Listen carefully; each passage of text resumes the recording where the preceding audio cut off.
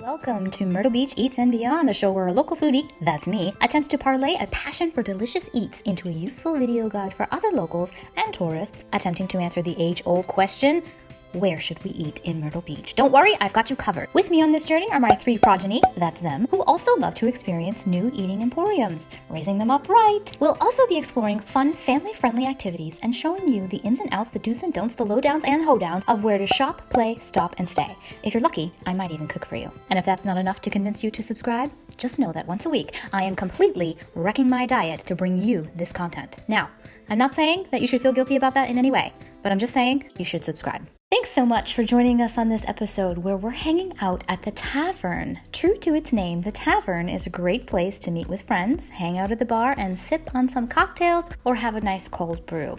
Now this mama is a teetotaler, so I can't attest to the beverages other than to say the water was icy cold. Dozens of TVs, music, and trivia nights are sure to keep you entertained, but it's the upscale bar food that will have you coming back for more and more. There are two great locations to choose from. Tavern in the Forest is located at 4999 Carolina Forest Boulevard in Myrtle Beach, zip code 29579. At the triangulation between Route 31, Carolina Bays Parkway, Carolina Forest Boulevard, and River Oaks Drive. Tavern in Surfside is located at 8739 Highway 17 Bypass South. If you're not local, just know that there are two Route 17s that run parallel to each other, and it can be a little confusing. It's directly facing the road across from the car dealership. Can't miss it. We stopped by the Surfside location after a morning showing of Boss Baby 2, and we were pleased to see a healthy crowd gathered, always the mark of a well-received restaurant. Patio dining was available for those gorgeous beach days, although this particular day, a torrential rain with significant wind knocked out the TVs for about 10 minutes and sent the patio diners running inside for cover. Such is life at the beach. Occasionally, we do have brief hurricanes. And I have to pee really bad. That's not appropriate for YouTube. With my ankle biters in tow, we were quickly seated at a high-top table where we immediately selected a mini smorgasbord of menu options to divvy up, dive in, and nibble through. Of course, the Tavern has the typical delicious fare one wants: burger, pizza, potato skins, and wings in a plethora of flavors including mild, hot, teriyaki, terry hot, Carolina Gold, lemon pepper, Korean barbecue, garlic parmesan, and Old Bay. We went a little off books and tried some things beyond our comfort zone, starting off with crispy onion straws, a delectable bite even for a family, that's us, who claim not to like onions. Admittedly, the mac and cheese bites weren't that much of a stretch, as we all know every kid likes mac and cheese, but if you thought it couldn't get any better, you clearly haven't had it rolled into a ball and deep fried. And if you haven't had mac and cheese rolled into a ball and deep fried, what are you even doing with your life? I mean, honestly, I'll just let you ponder that for a moment. Next up were duck wontons, crispy fried wontons filled with duck bacon and cream cheese with sweet Thai chili sauce. Now, I don't know exactly what duck bacon is.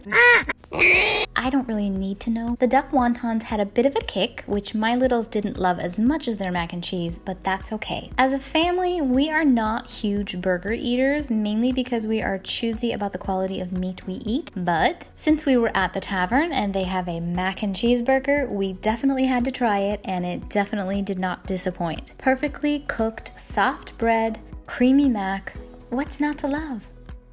I personally think it would have been completely knocked out of the park with the addition of sharp cheddar cheese on the burger itself, but that's just me. I just happen to be an incredibly cheesy person, as if you couldn't already tell.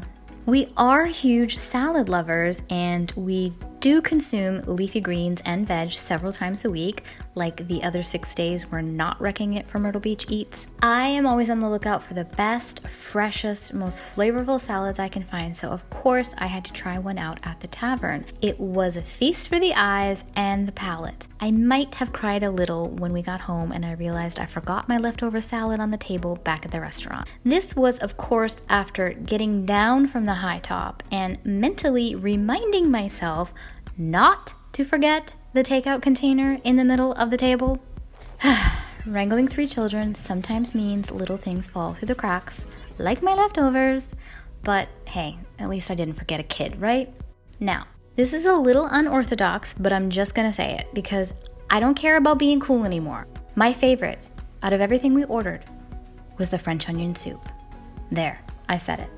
This girl is New England born and bred. I lived through 9-month-long winters shivering in the dark north, so I take my soup very seriously, and a proper French onion soup is a gift to be treasured once it is found. With crusty crostini and heaps of melted provolone on top, this one is a winner. And when the temperature gets chilly again in November, I will be back for more soup and more comfort foods like pot pie and mashed potatoes. Yum. If you are interested in checking out the tavern in either location, do make sure you check out tavernlikealocal.com. You can order food to go right from their website, or you can just show up whenever you're hungry. They will be happy to see you, and they will be happy to seat you, and they will be happy to serve you, and you will be happy you showed up. It's yum. So good. What was your favorite part? Definitely the mac and cheese balls. All of it. And the onion rings. The onion straws were so good. They were crispy and delicious. The best. The fried mac and cheese was also crispy on the outside and tender on the inside. The 2 of them put together was amazing. Mm-hmm. And that chicken in a salad. Well, to be honest with you, just everything was good. That's it for this round, everybody. Join me next time to explore another delicious Myrtle Beach Eats.